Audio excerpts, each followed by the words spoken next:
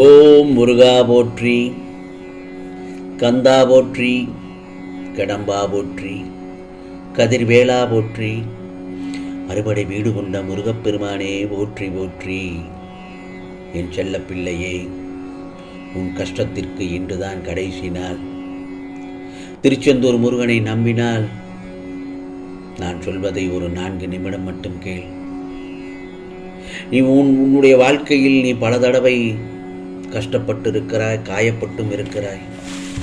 அதனால்தான் இப்பொழுது உன் மனம் உடைந்திருக்கிறது. சில வேளைகளில் நீ கண்ணீர் வடித்தும் இருக்கிற. இவையெல்லாம் உன் வாழ்க்கையில் நீ கடந்து வந்த துயரங்கள் மட்டும்தான். எதுவும் தொடர்ந்து நிகழ்ந்து கொண்டு இருக்கும் என்று மட்டும் நினைத்து விடாதே.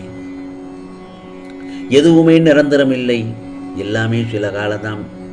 அப்படி இருக்கும் பட்சத்தில் உன் துன்பங்கள் மட்டும் எப்படி நிரந்தரமாக இருக்கும்? உன்னிடத்தில் எல்லாவற்றுக்கும் ஒரு நாள் முடிவு வரும்.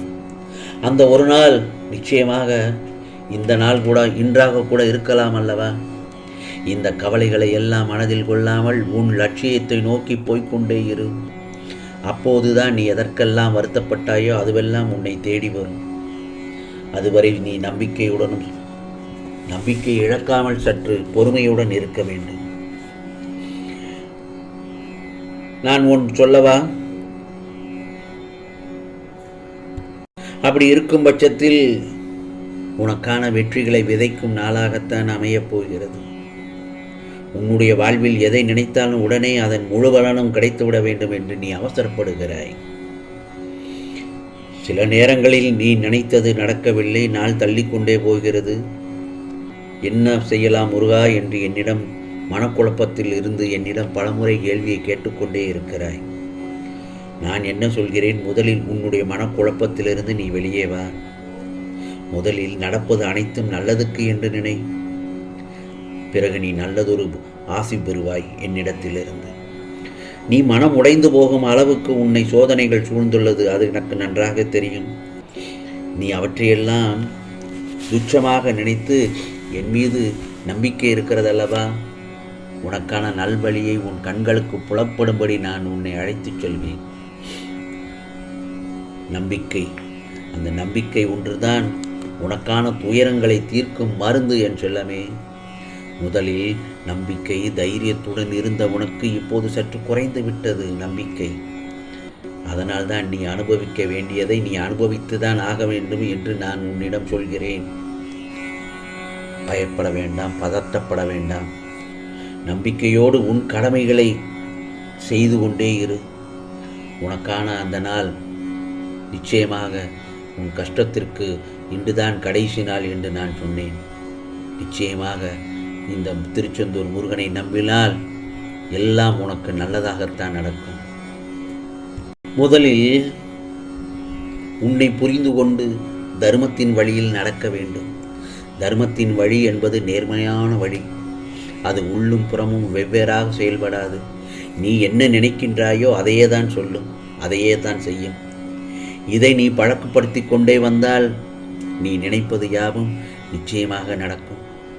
என் செல்லப்பிள்ளை, நீ எத்தனை முறை கீழே விழுந்தாலும் மனம் தளராமல் மறுபடியும் எழுந்து நின்று விடுவாய். தோல்விகளை சந்தித்ததால் தோல்வி என்று அர்த்தமில்லை. இறுதியில் நீதான் ஜெயிக்கப் போகிறாய் என்றுதானே அர்த்தம். எதுவாக இருந்தாலும் என்னிடம் மட்டும் தெரியப்படுத்து.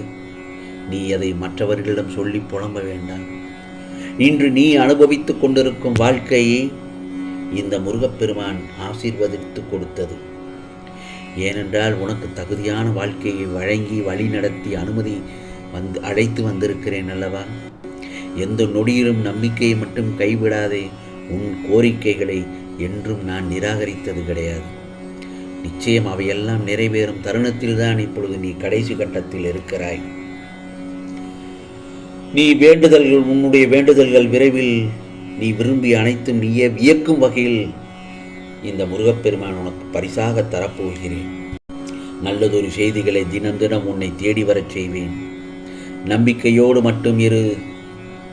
அதே சமயத்தில் சிலர் தங்கள் தொழில் அல்லது தனிப்பட்ட வாழ்க்கையில் குறிப்பிடத்தக்க வெற்றியை அடைகிறார்கள்.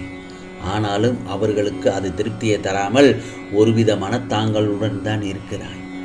அது ஏன் என்பதற்கான காரணிகளை பற்றி நான் சொல்வதை சற்று கவனமாக கேள்.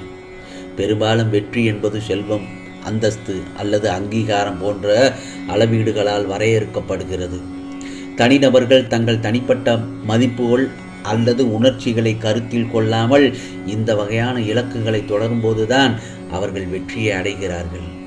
ஆனால் மனதில் திருப்தி அடைவதில்லை. அதேபோலத்தான் பலரும் தங்கள் வெற்றியை பிறர் அங்கீகரிக்கப்பட வேண்டும், பாராட்ட வேண்டும், அப்போதுதான் தனக்கு மகிழ்ச்சி கிடைக்கும் என்று தவறாக நினைக்கிறார்கள். அது கிடைக்காத போது ஏமாற்றத்திற்கு ஆளாகிறார்கள். பல விருதுகளை வாங்கி குவித்தாலும் பிறர் பாராட்டாவிட்டால் அவரது மனதில் ஒரு வெறுமை உணர்வு இருக்கும். அர்த்தம், மிகவும் கடுமையாக உழைத்து பாடுபட்டு வெற்றி பெற்றாலும் மன நிறைவு சிலருக்கு கிடைக்காது. இதற்கு காரணம், அவர்கள் தங்கள் குடும்பம் மற்றும் நெருங்கிய உறவுகள், நண்பர்களை புறக்கணித்து அந்த வெற்றியை பெற்றிருப்பார்கள். புரிகிறதா? இதனால்தான் அவர்களுக்கு தனிமை உணர்வே மேலோங்கும். எனவே அவர்கள் தங்களது அன்புக்குரியவர்களை விட்டு விலகாமல் தங்களுடைய முயற்சியை தொடர வேண்டும் என்றுதான் நான் உன்னிடம் சொல்கிறேன். மிக கடினமான பாடுபட்டு ஒரு வெற்றியை பெற்ற பின்பு சற்றே இடைவெளி எடுத்துக்கொள்ள வேண்டும். அப்போதுதான் அடுத்த வேலையை தொடங்குவதற்கான முழு ஆற்றல் உடலுக்கும் மனதுக்கும் கிடைக்கும். இந்த இடைப்பட்ட நேரத்தில் மனதுக்கு பிடித்த விஷயங்களில் ஈடுபட்டு அன்புக்குரியவர்களுடன் நெருங்கி பழகி அல்லது அவர்களுடன் உன்னுடைய மனதை ஆசுவாசப்படுத்திக் கொள்ள வேண்டும். அடுத்த இலக்கை நோக்கி பயணிக்கும் போது இவை அனைத்தும் மிகச்சிறந்த ஊக்குவிப்பாக இருக்கும் என் செல்லமே. அதே சமயத்தில் ஒருவர் பெரும் வெற்றி என்பது தனக்கு பிறர்க்கும் நன்மை தருவதாக இருக்க வேண்டும். ஒருவர் பெரும் வெற்றி என்பது தனக்கும் பிறருக்கும் நன்மை தருவதாக இருக்க வேண்டும். நோக்கம் எப்போதும் உயர்ந்ததாக இருக்க வேண்டும். வெறுமனே ஆசையை, இலக்குகளை என்று எடுத்துக்கொள்ளாமல் உயர்ந்த லட்சியங்களை வைத்துக் கொள்ள வேண்டும். வெறும் பொழுதுபோக்கிற்காக அல்லது சிலர் விமர்சனம் செய்யும் விஷயங்கள் ஒருபோதும் யாருக்கும் நன்மையை தராது. செய்யும் செயல்கள் பிறருக்கு நன்மையை தருவதாகவும் தனக்கும் தன்னை சார்ந்தவர்களுக்கும் மிகவும் பயனுள்ளதாக இருக்கும் போதுதான் அந்த வெற்றியால் சாதித்தவருக்கு மிகவும் மன நிறைவு, மகிழ்ச்சியும் உண்டாகும். அதே போலத்தான் நீ எதிர்பார்க்காத நேரத்தில்தான் வாழ்க்கை பல ஆச்சரியங்களை கொண்டு வரும். உன் உடல் சார்ந்த பிரச்சனைகள் அனைத்தும் குணமாகிவிடும். கடன் தொல்லைகள் எல்லாம் சரியாகிவிடும்.